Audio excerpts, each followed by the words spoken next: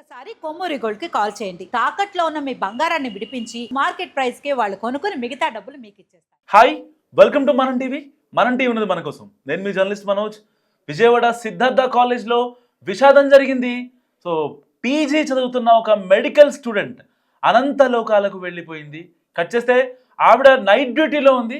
So back to back operations ఉండడం వల్ల బయట నుంచి ఫుడ్ వచ్చింది. ఫుడ్ ఆ అమ్మాయి తిన్న తర్వాత వెంటనే ఆ అమ్మాయి అపస్మారక స్థితిలోకి వెళ్ళింది. పక్కనే ఉన్న డాక్టర్స్ ఆ అమ్మాయికి సిపిఆర్ చేశారు. అంతేకాదు దాదాపుగా 4 ఇంజెక్షన్లు ఇచ్చారు. అయినా సరే ఆ అమ్మాయి బతకలేదు. సో వెంటనే సిపిఆర్ చేసినప్పటికీ ఆ అమ్మాయి బతకలేదు. సరిగ్గా ఈరోజు తెల్లవారుజామున 5 గంటలకు దీపిక మరణ వార్తని కన్ఫర్మ్ చేసింది సిద్ధార్థ మెడికల్ కాలేజ్. అయితే నైట్ షిఫ్ట్లో ఉన్న తన ఫ్రెండ్స్ కూడా అదే ఫుడ్ని తిన్నారు. కానీ వాళ్ళకి మాత్రం ఎలాంటి ఫుడ్ పాయిజన్ జరగలేదు. ఇక్కడ మనకి అనుమానాస్పదమైన కొన్ని డౌట్స్ కనిపిస్తున్నాయి. ఎందుకంటే ఒక డాక్టర్, తను కూడా డాక్టర్, తనకు తెలుసు ఒకవేళ ఆ అమ్మాయికి ఫుడ్ పాయిజన్ అయిందంటే అది బయట ఫుడ్ అయినా లేకపోతే మెడికల్ కాలేజ్లో అక్కడ మెస్లో ఫుడ్ అయినా ఇంకోటైనా తనకి కడుపులో వికారంగా ఉండడం ఇంకో రకమైన సిచ్యువేషన్స్ ఏమైనా ఉంటే ఆ అమ్మాయి సెన్స్ చేయగలదు. లేకపోతే ఏ టాబ్లెట్ కావాలి, ఏ ఇంజెక్షన్ కావాలో కూడా తెప్పించుకునే కెపాసిటీ ఉంది. సరే అక్కడ దొరకపోవచ్చేమో, ఫర్ ఎగ్జాంపుల్ చెప్తున్నా.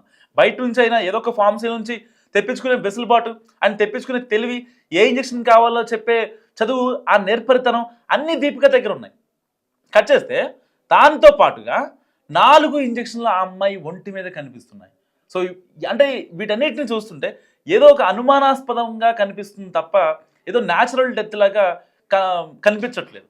సో మీరేమనుకుంటున్నారో మస్ట్గా కామెంట్ చేసే ప్రయత్నం చేయండి. ఎందుకంటే దీపిక సరిగ్గా 4 నెలల్లో ఆ అమ్మాయి ఇంటికి వెళ్లాల్సింది ఒక సర్టిఫైడ్ ప్రొఫెషనల్ డాక్టర్గా. పీజీ ఫైనల్ ఇయర్ చదువుతుంది ఎనస్థీషియా డిపార్ట్మెంట్లో. సో అలాంటి దీపిక ఇవాళ తిరిగి రాదన్న వార్త విన్న తల్లిదండ్రులు ఒక్కసారిగా చింతిస్తున్నారు. సో అసలు వాళ్ళ బాధ నిజంగా వర్ణాతీతం అని చెప్పాలి. విజయవాడ సిద్ధార్థ హాస్పిటల్లో విషాదం జరిగింది. హాస్పిటల్లో చదువుతున్న ఎనస్థీషియా విద్యార్థిని డాక్టర్ దీపిక బుధవారం రాత్రి దాటిన తర్వాత అనుమానాస్పద స్థితిలో మృతి చెందింది.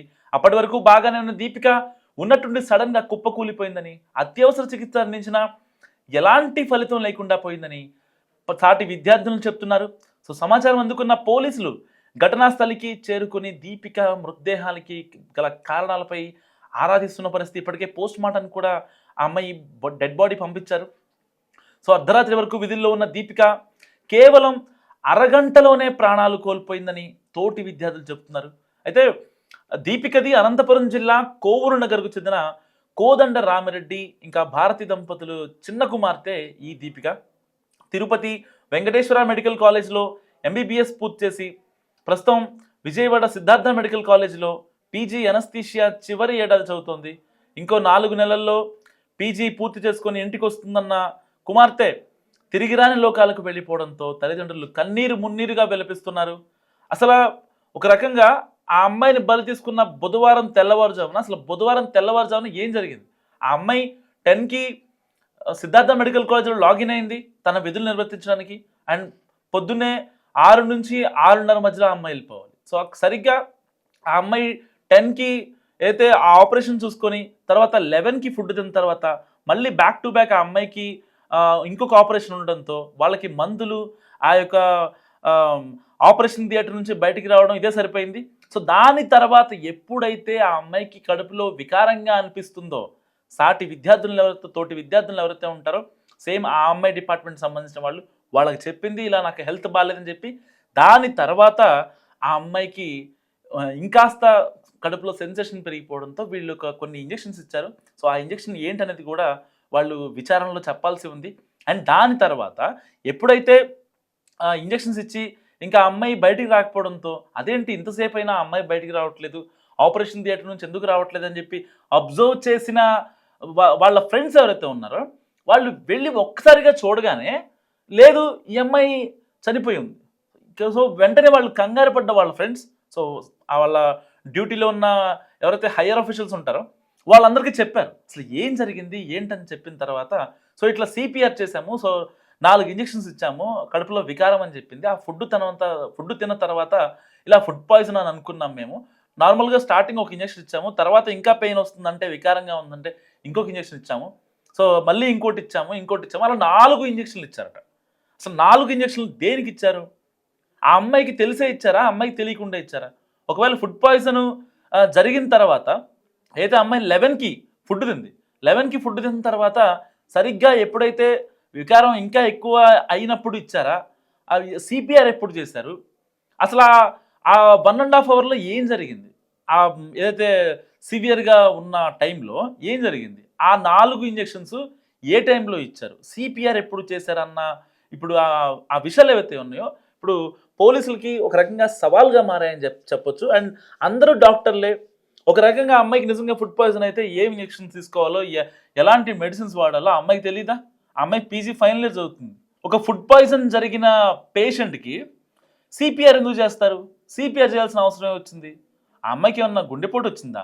గుండెపోటు కాదు కదా.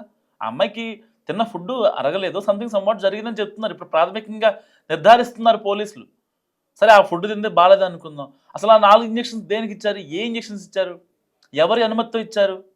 ఆ అమ్మాయికి 2-3 ఇంజెక్షన్స్ ఇచ్చిన తర్వాత మరి అట్లీస్ట్ హైయర్ అఫీషియల్స్కో, వాళ్ళ ఇంట్లో వాళ్ళకో, ఎవరికో డ్యూటీ డాక్టర్లకో ఎవరికొరికి ఇన్ఫార్మ్ చేయాలి కదా.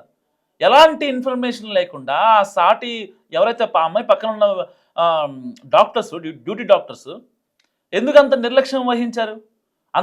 ప్రాణం అంటే అంత నిర్లక్ష్యం ఎందుకు వస్తుంది? అంత నిర్లక్ష్యం చూపిస్తే ఎట్లా? మీరు కూడా ఒక డాక్టర్లే కదా. మీ తోటిగా ఆ అమ్మాయి కూడా ఒక డాక్టరే. ఇంకొక 4 నెలలు అయితే ఆ అమ్మాయి ప్రొఫెషనల్ డాక్టర్గా బయటకు వచ్చేస్తుంది. అలాంటి డాక్టర్ని మీరు మీ చేతులారా మీరే చంపేసినట్టు కదా ఒక రకంగా. ఇప్పుడు వాళ్ళ అమ్మ నాన్న ఎప్పటి నుంచో ఆ అమ్మాయిని కంటికి రెప్పలా కాచుకొని, ఆ అమ్మాయి ఒక డాక్టర్ చేస్తానంటే, ప్రాణాలు పోస్తానంటే ఆ అమ్మాయి వాళ్ళు ఎన్ని బాధలు పడ్డారు ఆ అమ్మాయి డాక్టర్ చేయించడానికి. వాళ్ళ బాధలు మీకేమైనా తెలుసా? కేవలం ఆ అమ్మాయికి ఫుడ్ పాయిజన్ అనేది వీళ్ళు కన్ఫర్మ్ చేస్తారంట. ఎలాంటి టెస్టులు చేయకుండా ఫుడ్ తింది, పెయిన్ వస్తుంది కాబట్టి ఫుడ్ పాయిజన్ అని వీళ్ళు కన్ఫర్మ్ చేస్తారంట. హాస్పిటల్లోనే ఉన్నారు కదా. కనీసం అమ్మాయికి ఏమైంది ఏంటి?